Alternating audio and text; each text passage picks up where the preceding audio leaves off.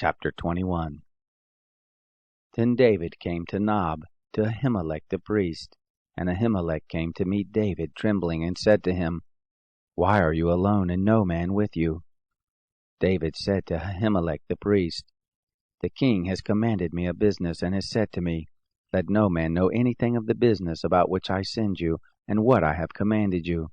And I have appointed the young men to such and such a place. Now therefore, what is under your hand? Give me 5 loaves of bread in my hand, or whatever there is present. The priest answered David and said, There is no common bread under my hand, but there is holy bread, if only the young men have kept themselves from women. David answered the priest and said to him, Of a truth women have been kept from us about these 3 days. When I came out, the vessels of the young men were holy, though it was but a common journey. How much more then today shall their vessels be holy?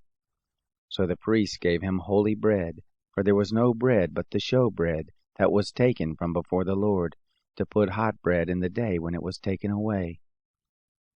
Now a certain man of the servants of Saul was there that day, detained before the Lord, and his name was Doeg the Edomite, the best of the herdsmen who belonged to Saul. David said to Ahimelech, Isn't there here under your hand spear or sword? For I have neither brought my sword nor my weapons with me, because the king's business required haste.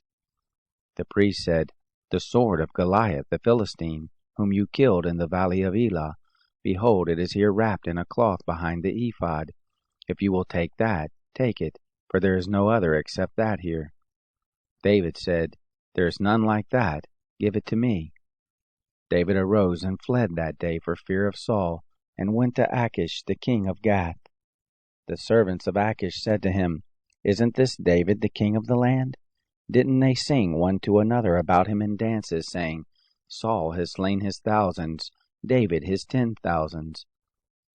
David laid up these words in his heart, and was very afraid of Achish the king of Gath. He changed his behavior before them, and feigned himself mad in their hands, and scrabbled on the doors of the gate, and let his spittle fall down on his beard. Then Achish said to his servants, Look, you see this man is mad. Why then have you brought him to me? Do I lack madmen that you have brought this fellow to play the madman in my presence?